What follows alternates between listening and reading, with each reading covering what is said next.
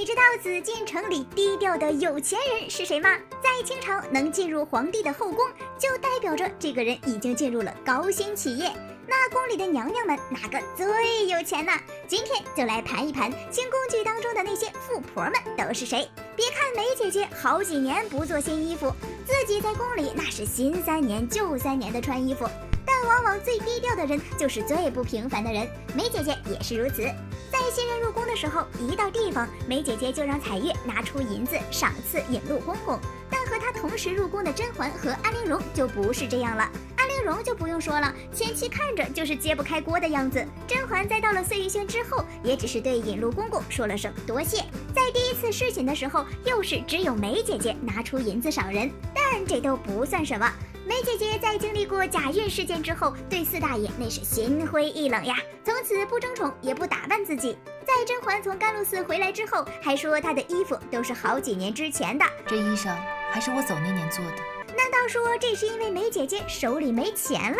不是哦，因为下一秒苏培盛进来送东西，梅姐姐就随手抓了一把金瓜子赏给了他。这金瓜子儿是何其珍贵呀，梅姐姐一抓就是一大把。是我忘记了，梅姐姐入宫之前，父亲官拜济州协领，外祖父家也是一个大家族，她不管是失宠还是得宠都不会缺钱的，人家只是活得低调而已。但低调的有钱人不只是梅姐姐，下面这位也挺低调的，这就是我们《如懿传》中的金玉妍。从她的穿戴上应该就能看出她不缺钱，但金玉妍其实也是隐藏的富婆。在剧中，金玉妍不是给这个送参，就是给那个送参。他们老家的参呀，在她这儿就跟零嘴似的，一送就是一大盒。等到四阿哥永成长大之后呢，金玉妍为了能让儿子当太子，平时就没少给官员们送礼。那些大臣们看他的儿子受宠，私下里也给了他不少的好处。那次显亲王福晋看不下去他这个做派，于是就拿着他的礼物去找扎龙。这盒子一打开，就是满满一盒子黄玉呀。虽然看着这玩意儿不太好看，但这黄玉可是非常稀罕的宝贝。这一点不仅是金玉妍自己说过，就连扎龙和贤亲王福晋也说这东西太贵重。不过这些东西金玉妍也不只是送给了贤亲王福晋自己，少说也得有10来份吧，这加起来得是多少小钱钱呢？清宫暴发户的气势，你敢不敢见识一下？清朝后宫的嫔妃们虽然看上去有钱，但也不是谁都能被称为富婆的。不过别人我不知道，下面这2位绝对是有钱中的有钱。一说这话呀，脑子里第一个想到的就是华妃娘娘。前期人家是真的有钱，后期没钱的时候呢，她在宫里也能给自己找到买卖官职的副业，从此一天就能赚几百两的银子。这就导致她的每一个衣服都非常的华丽，从发髻到鞋面都散发着一股华丽的感觉。她最华贵的一件衣服就是在后宫众人一起听戏的时候穿的，当时她还说这衣服是10几位老师傅赶制出来的。依旧说这衣服一定不便宜的时候，华妃却十分不屑地说，只要东西好，钱不算什么。就在这之前，宜修和四大爷刚谈起过华妃用度过多这事儿，当时四大爷还对此表示十分惊讶，因为华妃她花的钱实在是太多了。华妃娘娘是咋花钱的呢？首先呀，这用的东西上面都得拿金箔做装饰，吃饭喝水的餐具也要是金玉制作的，然后再多做些精致好看的衣服首饰，这钱呀不知不觉就比宜修的花销多出3倍，而且就这些还只是日常开销。据可靠线人宜修说，华妃赏人的银子就要比这个数目更多，这和梅姐姐比起来就是妥妥的暴发户气质呀。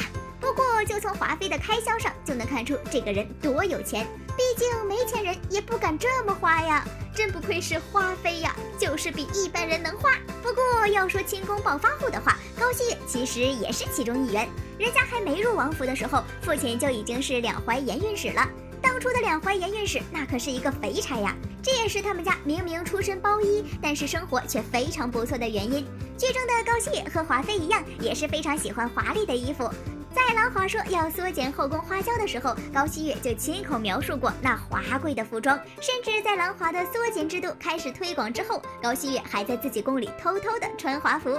高希月身为一名宠妃，她拥有最漂亮的宫殿，也有最多的好东西。自个儿宫里呢还养着扎龙省的孔雀，可以说她自己在前期几乎是垄断了宫里的好资源。平时想要什么，高希月只需要撒娇，扎龙就完全不会拒绝她。虽说高希月没有像华妃那样在宫里干着买卖官职的勾当，也没有华妃手里钱多，但是人家这样的存在，那在宫里是最不缺钱的，平时也没少拿钱买通别人。天天哭穷的魏嫣婉，其实比甄嬛还有钱。要说宫里谁是富婆，那指定少不了我们嬛嬛呀。虽说嬛嬛平时的表现和梅姐姐一样非常低调，但无理嬛嬛身为大女主，怎么可能没钱呢？我们先不说甄嬛他们家能给她多少，先来看看她进宫之后的这些赏赐有多贵重。平时的赏赐不算啥，就那双蜀锦玉鞋都是价值连城，就连华妃看了都觉得眼热到要去太后那里告状不可。而且那一阵子呀，还有不少人都给她送衣服，这就导致这个时期的甄嬛从外表看上去就是很有钱的样子。后来虽说她也穷过一阵子，但那都只是暂时的。在她回宫之后，在住的地方随便拿点东西出来，那都是价值不菲的宝贝，吃穿用度呢也无一不是惊喜惊喜再惊喜。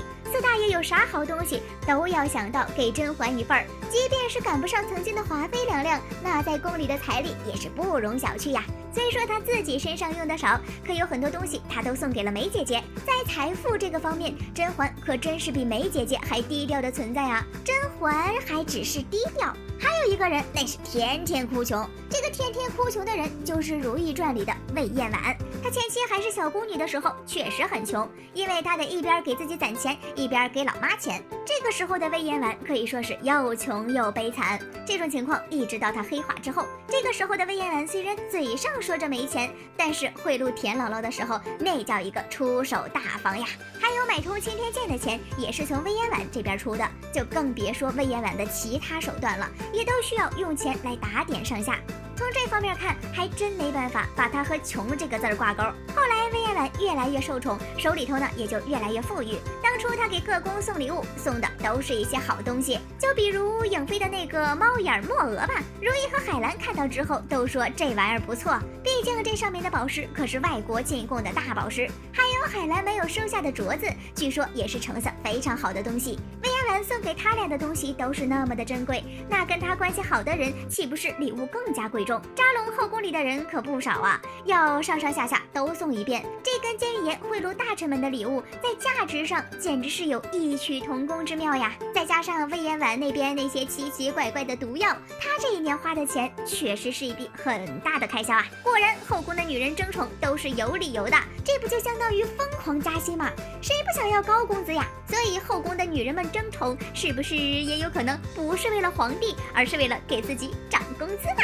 这后宫最有钱的人，恐怕还得是我们华妃娘娘，毕竟也不是谁都能给自己开发出这么挣钱的副业。其次就是梅姐姐了吧，毕竟她的有钱比较明显，但是呢又没有华妃那么突出，这妥妥的千亿富豪的做派，真是富婆界的好榜样。再然后就是金玉妍和魏嫣婉，他俩可真不愧是反派，所有的钱都用在了自己的计谋上。难道这就是一心搞事业的女强人吗？甄嬛和高希月相对来说就弱一些啦，她们就属于那种有钱有漂亮衣服，宫里的好东西呢也是一堆一堆的，但是她们就不用的那种，这就是财不外露吧。好啦，本期视频就到这里啦，宝宝们别忘了点赞评论哦，比心。